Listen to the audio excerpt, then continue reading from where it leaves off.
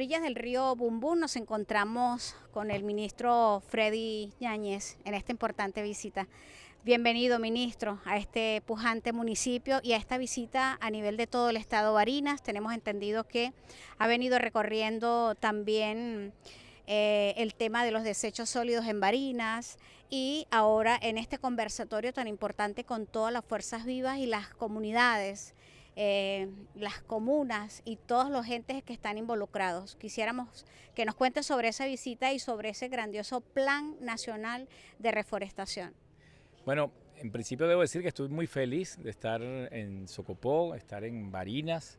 Es una tierra, bueno, que está en la memoria de todo patriota, porque en estos llanos se fundó la República hace 200 años, pero hace 25 años, 26 años más o menos, también desde acá un llanero salió al encuentro con una responsabilidad histórica que era retomar ese tricolor, retomar esas 8 estrellas y empuñar su mano para avanzar en un nuevo derrotero que fuese el derrotero originario de la independencia. Estar acá en la tierra de Hugo Chávez siempre nos llena de mucha alegría, nos llena de confirmación patria.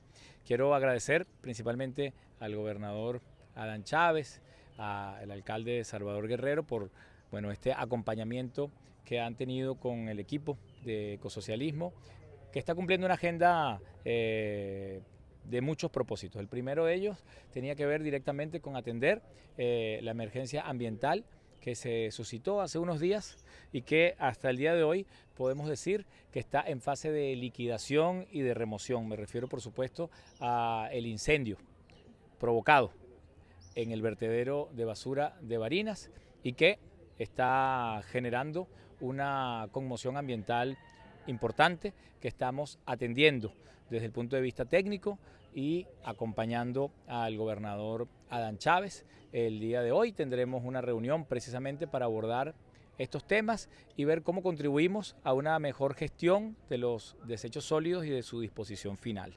Quiero decirle pues al pueblo de Barinas que estamos acá en el territorio para ayudar y que estamos además acompañados de un buen equipo, bomberos forestales, protección civil, de nuestra Fuerza Armada Nacional Bolivariana, nuestra fuerza policial y sobre todo de un gobernador que está atendiendo y un alcalde que está atendiendo directamente su corresponsabilidad en la materia de desechos sólidos. Pronto tendremos muy buenas noticias al respecto.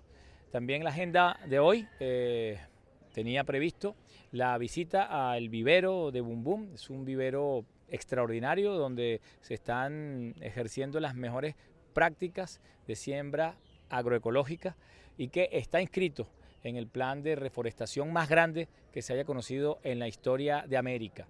El plan de 10 millones de árboles inspirados en el decreto de Chuquisaca, ese decreto que el Libertador hace 200 años firmó y ordenó la siembra de 1 millón de árboles para el momento, teniendo una conciencia ambientalista adelantadísima para su época. El presidente Nicolás Maduro, inspirado en ese decreto, planteó la posibilidad de que Venezuela se ponga a la vanguardia mundial en la reforestación y que sean 10 millones de árboles frutales, medicinales y forestales que vayan a proteger las cuencas hidrográficas, que vayan a fortalecer la soberanía alimentaria, la memoria ancestral y también que invita a todo el pueblo al ejercicio de esta soberanía territorial que solo se puede vivir de la manera tan trascendental como quien ha sembrado un árbol. Niños, niñas, hombres, mujeres, de todas partes están convocados para esta épica ambientalista de la siembra de 10 millones de árboles. Y luego, concluyendo la agenda del día de hoy, hicimos una hermosa asamblea debajo de un trompillo y con el río Bumbum a la espalda, planteando la necesidad de la constitución de los comités de cuencas hidrográficas. La presidenta Delcy Rodríguez ha dado la instrucción de que este año sea el año de los sembradores de agua, que sea el año del agua nacional y que el pueblo organizado tome conciencia de la importancia estratégica de conservar nuestros recursos hídricos, su historia, su identidad y de además cultivar buenas prácticas ambientales que garanticen que este río siga siendo un río de los venezolanos y de las venezolanas por generaciones y generaciones y generaciones. Y me complace decir, como no podía ser de otra manera, porque este es el estado de los ríos y, como dije, el estado donde la patria empezó a construirse.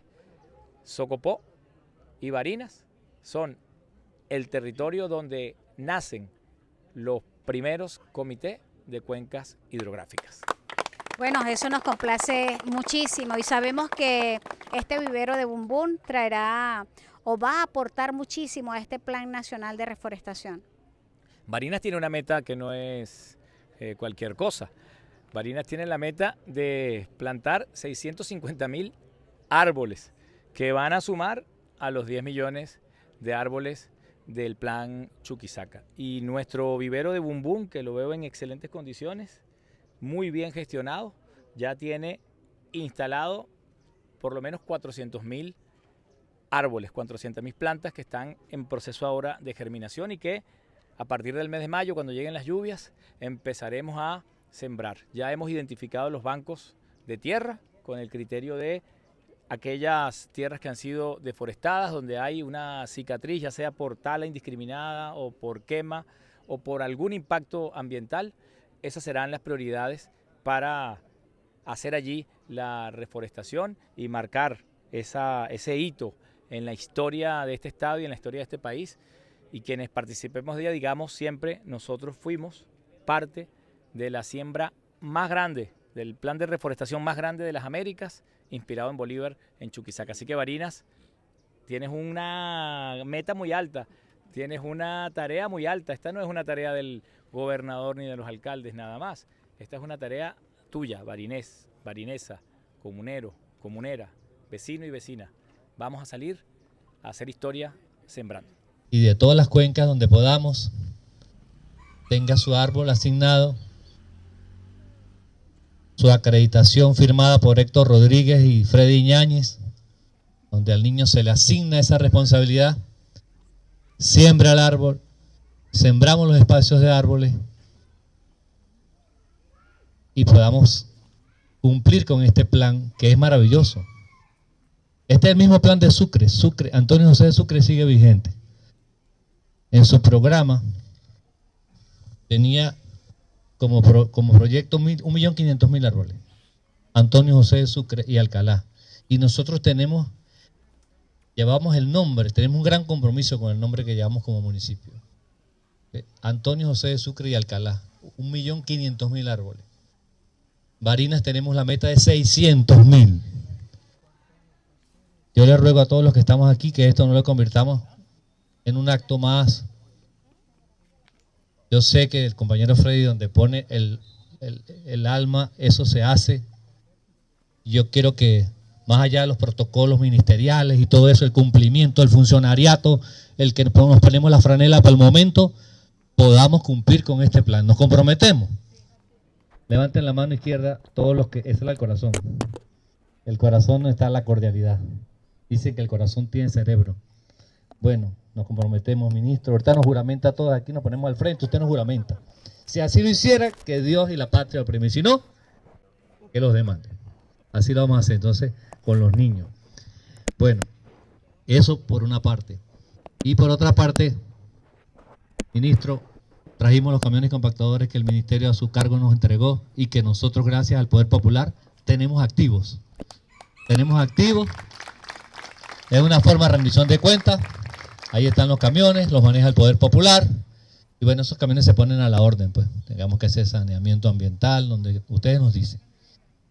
Por último, ministro, le propongo que una brigada, aquí está la secretaria de Gobierno, una brigada la cubramos la Gobernación y la Alcaldía, y otra brigada la cubra usted como ministro, para que este vivero siga su cauce tan bonito que lleva, que es el vivero más grande que hay en el occidente del país, el vivero Bumbún. Muchas gracias y bienvenido. Como bien lo decía cuando nos encontrábamos en el vivero, cada uno de nosotros acá tiene desde el corazón la voluntad de poder garantizar un futuro a las próximas generaciones. Y no solamente desde el discurso, sino desde la acción. Devolverle por lo menos un granito de arena a la Madre Tierra, a la Pachamama. Y con ello recordamos a nuestros indígenas caribes, con este grito de guerra que suelo decir en muchas ocasiones: Aunicon paparoto, mantori totomanto, solo nosotros somos gente, aquí no hay cobardes, nadie se rinde y esta tierra es nuestra. Muchas gracias. Por la coincidencia en las acciones, sabemos que uno de los municipios donde hay mayor avance en lo que es la construcción del poder popular con rostro, con fuerza, con gobernanza territorial, es el municipio Antonio José de Sucre. Y esta tarea, camarada ministro, equipo, no le va a quedar grande a estos hombres y mujeres porque han sido probados en dificultades. Y ahí ha estado el pueblo sucrense dando su cara, su corazón, sus manos, su hombro para construir a pulso las soluciones. Entonces, esta es una más de las acciones ya llevadas a cabo, pero que ahora, desde esa visión, desde ese respaldo del Ministerio de Ecosocialismo, sabremos que tendremos frutos que mostrar, no solo a Barinas, sino al país y al mundo. Porque proteger el agua, proteger las nacientes, es preservar la vida. Grato estar acá, compartir con la mayoría de los hermanos y hermanas acá presentes, dedicado mayoritariamente a lo que es ese tejido social de hacer la gobernanza territorial, y que ante la dificultad no han abandonado nunca la tarea. Y esta que hoy nos convoca, ya estuvimos en esa jornada del Comité Estadal de las Cuencas, ahora ya pisando más lo comunal, es donde realmente nace lo nuevo. Y acá no hay que preguntar si contamos con este voluntariado hermoso, sino ratificar ese compromiso de vida con estas tareas y con las que vengan. Ministro, este es un pueblo guerrero y así lo ha demostrado. No en vano, Salvador lleva un apellido que es Guerrero. Un guerrero de la vida, del amor y que goza del respeto, cariño de todos quienes le conocemos. Hermanas, el privilegio de hablar al final, porque nunca uno será el último, es que uno se nutre de lo que el pueblo tiene para decir.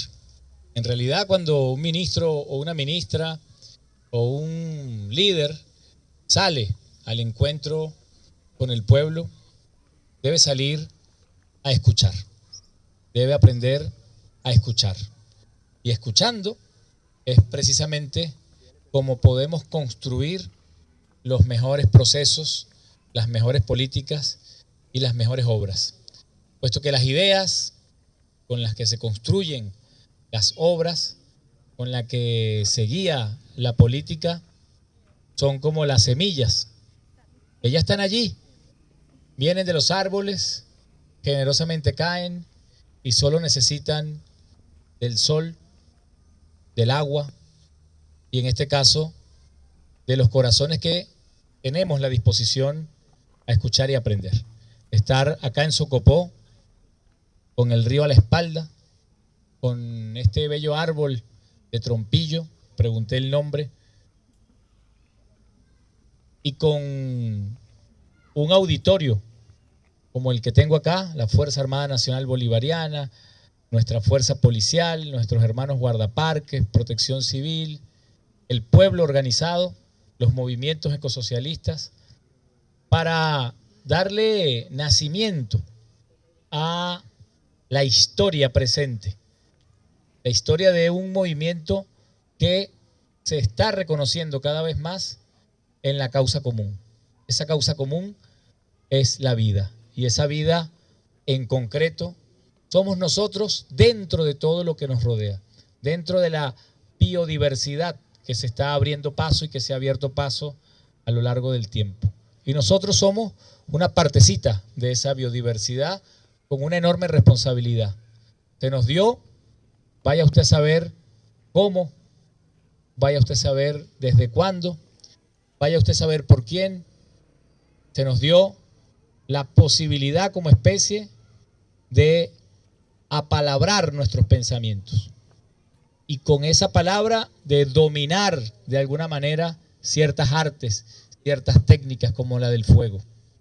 Solo eso nos separa brevemente del resto de los animales a los cuales nosotros pertenecemos. Y solo eso nos separa brevemente del resto de las formas de vida que sostienen la estructura de lo que nosotros entendemos como existencia y como realidad.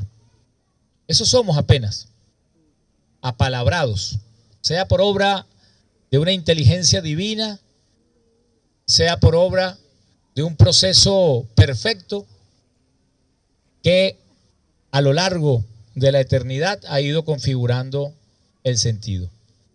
Y quizá en lo que ya acá se ha dicho está la clave.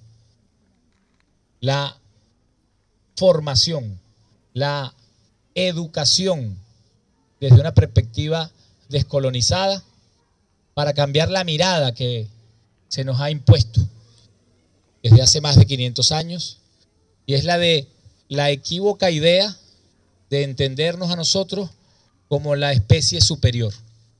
Esa educación antropocéntrica que neciamente quiere poner al hombre, y digo hombre porque sigue siendo una civilización machista, por encima de todas las formas de vida, considerando además a las formas de vida como mercancía, como formas carentes de ánima o carentes de alma. Ahí está el problema radical, la falla tectónica, diría el comandante Chávez, de nuestra formación. La formación ambiental es una formación descolonizada, es decir, que nos invita a cambiar la mirada, a cambiar el corazón y a cambiar también el alma y construir a partir de lo nuevo una nueva manera de hacer comunidad, una nueva manera de construir comunidad en el territorio. José Acosta hablaba de un problema concreto, la privatización de las aguas. La privatización de las aguas es quizá una de las mayores amenazas que tiene la humanidad, junto con la guerra y junto con las formas de colonización que hoy tenemos en pleno siglo XXI. Pero es que la privatización del agua es una guerra silenciosa que tiene como objetivo hacer de un bien común, de un derecho humano y de un derecho de la propia madre tierra, hacer un expolio absoluto, condenando a las grandes mayorías sencillamente a la muerte. Las guerras futuras seguramente van a ser guerras por el agua. Y el antídoto para que la privatización del agua nunca sea en nuestra patria es la organización. Formación de una conciencia ambiental y organización en el territorio para defender de cualquier intento de expolio el agua como patrimonio de los venezolanos y de las venezolanas. No en vano, en el reciente Congreso de Davos, el Congreso de Davos es un espacio construido por las empresas transnacionales para marcar una agenda que solo le conviene al 1% de la humanidad. En ese foro de los millonarios de Davos, ellos planteaban que el año 2026 tenía que ser el año del agua, el año para preservar el agua, decían ellos.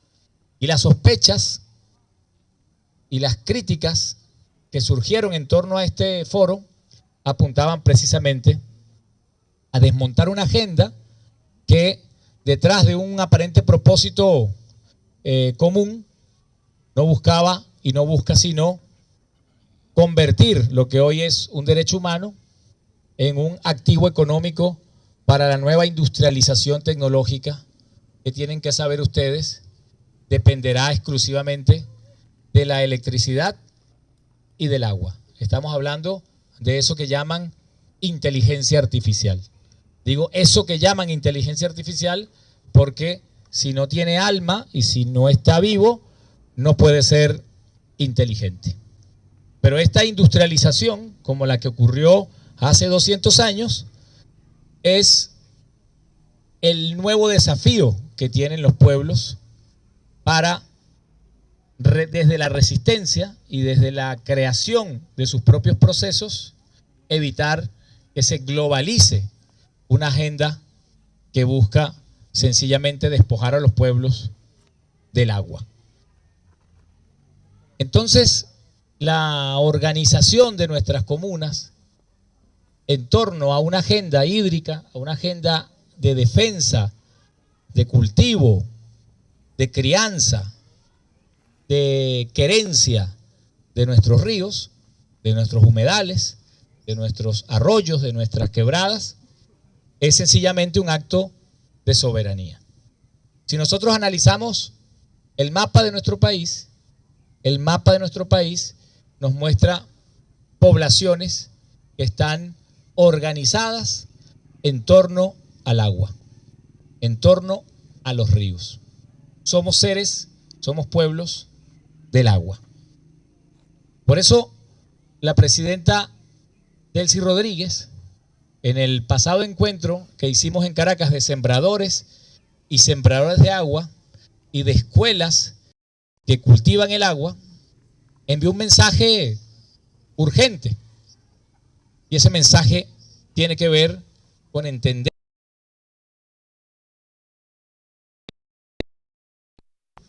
en la defensa, en la protección y en el reconocimiento del agua como derecho humano, como recurso estratégico y también como ejercicio de la soberanía. Cuando una comuna se reúne a debatir sobre los problemas, a proponer soluciones, no puede pasar por alto que la existencia misma de la comuna depende directamente de la calidad ambiental en la que esa comuna se encuentra. Depende directamente del agua. Sin agua no hay comuna. Por tanto, toda comuna tiene que ser, por excelencia, una comuna con conciencia ambiental. Tiene que ser, por excelencia, una comuna organizada en función de preservar las cuencas hidrográficas. Lo que le estamos pidiendo no es formar un comité más. No se trata de añadirle al arduo trabajo que tienen los líderes y las lideresas de nuestras comunas, de nuestros consejos comunales, para quien pide un aplauso.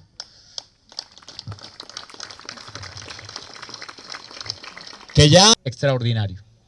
Tiene un impacto ambiental que puede ser medido antes de la acción de explotación ambiental y que siendo medido puede ser compensado no después de que ocurre la explotación de algún recurso, sino en el momento, incluso antes, como un pasivo que se tiene con la naturaleza, pero también se tiene, ¿cómo está, hermano?, con el pueblo, con la población.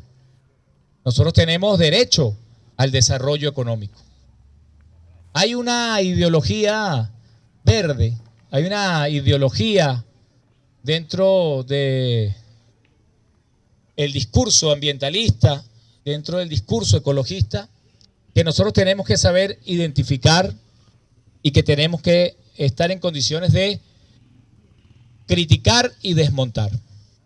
Y es una que viene de los países desarrollados, de los países del norte, quienes acabaron con sus bosques, con sus reservas hídricas, con su biodiversidad animal, con la de ellos y con la de los países que colonizaron, África, por ejemplo, y que luego de hacer todo eso, pretenden imponerle a los países que estamos en vías de desarrollo una agenda ambiental que nos impide a nosotros el aprovechamiento de los recursos que tenemos. Y esas son las ONG que van por allí, por el mundo, acusando a nuestro país, acusando a nuestro Estado y a nuestro proceso revolucionario de ser un proceso ecocida.